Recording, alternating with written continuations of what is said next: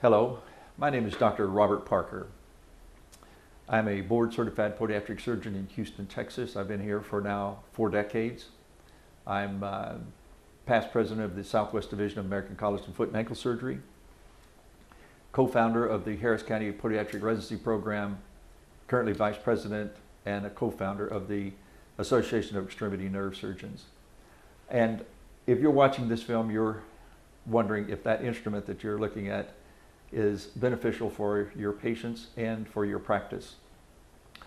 One of the things I'm primarily interested in my practice today are therapeutic lasers and how they affect different conditions that I treat for my patients. In laser therapy, or low-level laser treatments or low-level laser therapy, you may see LLLT as an abbreviation. Another term for it is photobiomodulation. I explain to the patients that everyone knows what photosynthesis is and how the sun rays go through a plant, keep it alive, and it does something inside of a plant. And in humans, we call it photobiomodulation. I got that term from a professor I was honored to meet, and he spoke at our nerve meeting in Vegas this last year. His name is Professor Michael Hamlin. Professor Hamlin is a professor at Harvard School of Medicine. And he has been studying the effects of laser on cells. He introduced me to a term called biphasic dose response. And that simply means that we know that low-level emittance of lasers is beneficial and healthy for tissue, and that higher levels is detrimental and it actually can kill tissues. For example, the high-level PDT or photodynamic therapy kills cancer cells, for example, in dermatology.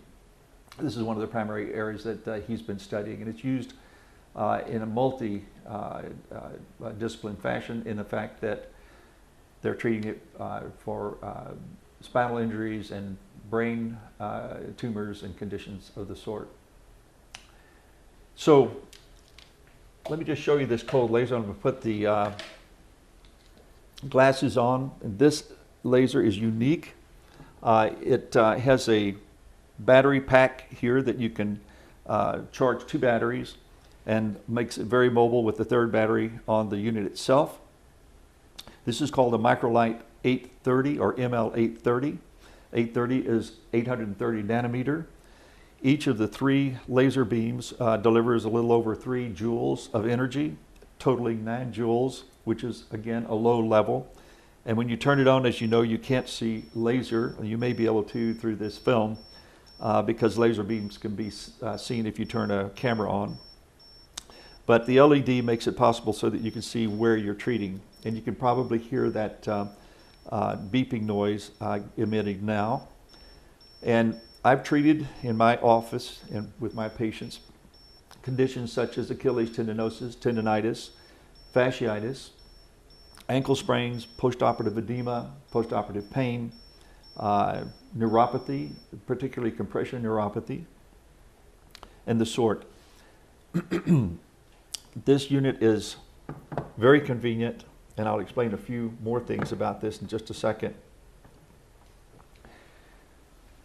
So all my other lasers in the practice are hot lasers. In other words, they have to be administered and by a technician or myself, because they can be harmful to patients if they are used inappropriately.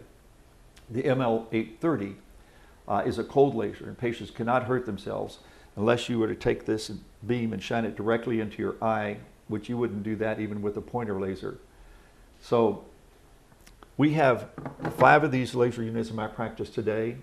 This one stays in the practice and it's the one we use with our patients. We have 4 other lasers that we actually lease out to patients on a weekly basis. And we have a waiting list for patients wanting to use this form of treatment. So when patients do ask me about what these lasers do, I'll bring out this picture and discuss photobiomodulation. and also what the laser beams do. And we talk about, again, laser beams coming in as the sunlight does for our plant, but in the humans, we have ATP molecules, adenosine triphosphate, which is our primary energy source, as you know.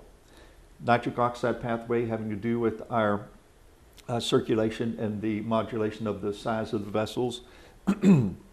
Reactive oxygen species, which has to do with NF-kappa B transcription for gene transcriptions, which generates the growth factors, the cellular proliferation, cell motility for helping ulcers heal and helping wounds heal. So laser beams actually tell cells to do something, as opposed to, say, physical therapy, which simply increases circulation to the area. So the benefits from these lasers would be things as wound healing, tissue repair, prevention of cell death or apoptosis, anti-inflammation, pain relief, edema, acute injuries, chronic injuries, even neurogenic pain, as we discussed, which is one of my primary interests, and other neurological problems. So, as I see it, this instrument is almost like having a pharmacopoeia in a light beam.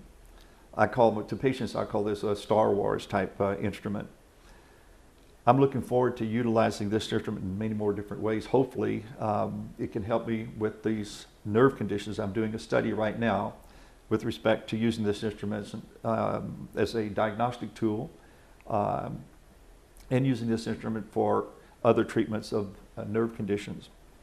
But for the general practice, I can see where physical therapists,